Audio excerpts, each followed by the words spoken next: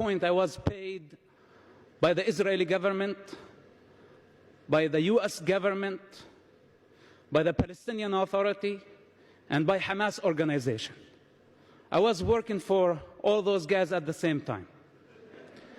So today, if I speak with the authority of experience. It's not from the books. It's not a second-hand knowledge that I got from somebody. I don't represent government or politicians. I represent myself. I am an individual.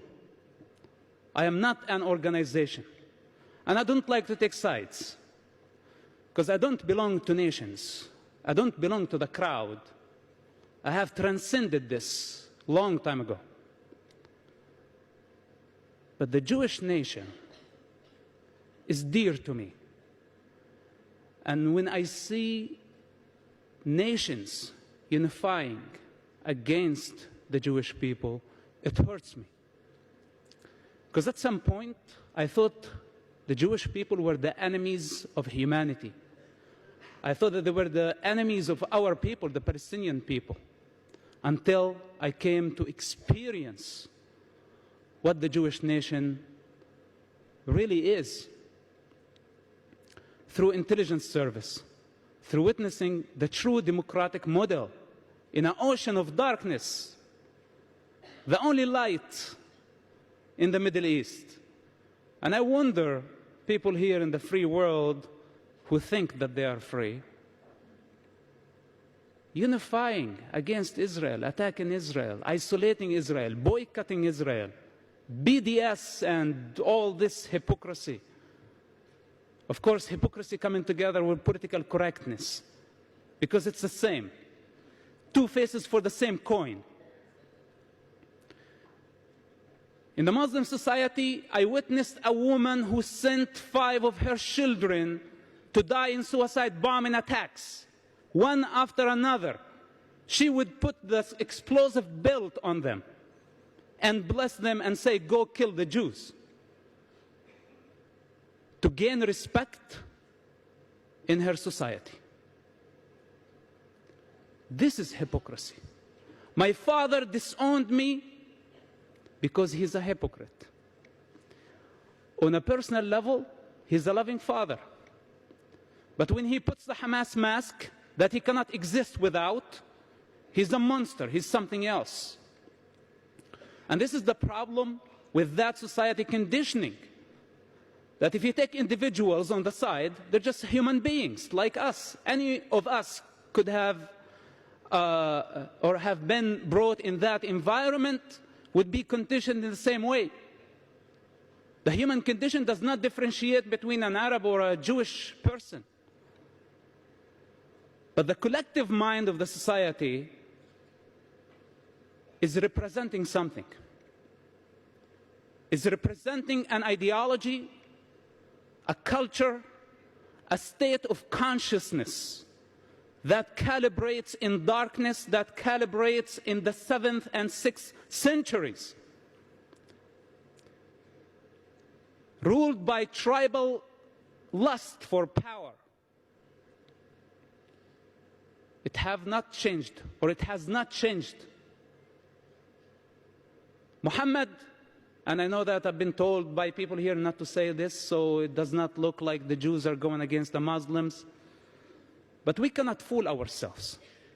There is an Islamic problem.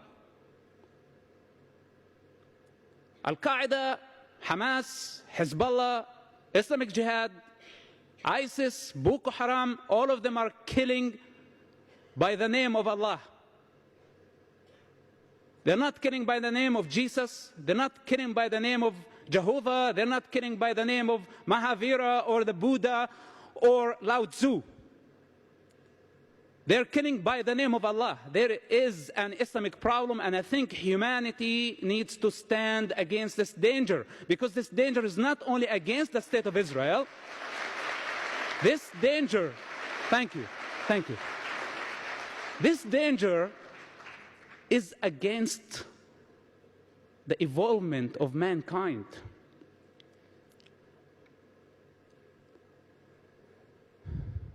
political correctness. I don't know if there is any CNN reporters or representatives here tonight. You know, political correctness, when my friend invited me to his wedding and he asked me to wear a tuxedo, and I thought it was a Speedo for a second. There is a big difference, right? That would have been politically incorrect.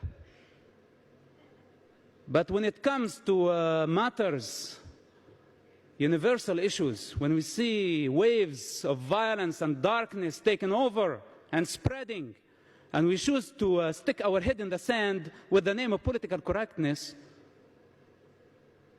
the truth is that we are afraid. And we are trying not to provoke them more. We are trying not to create a religious war. But there has been a religious war, whether you like it or not. The better way is to face it, to grow up, and face it with courage. This is what I say. The problem is not in the individual. We are not against the Muslim people. I cannot be against my mother and my father and my people. They're just people. And there are idiots everywhere in every nation.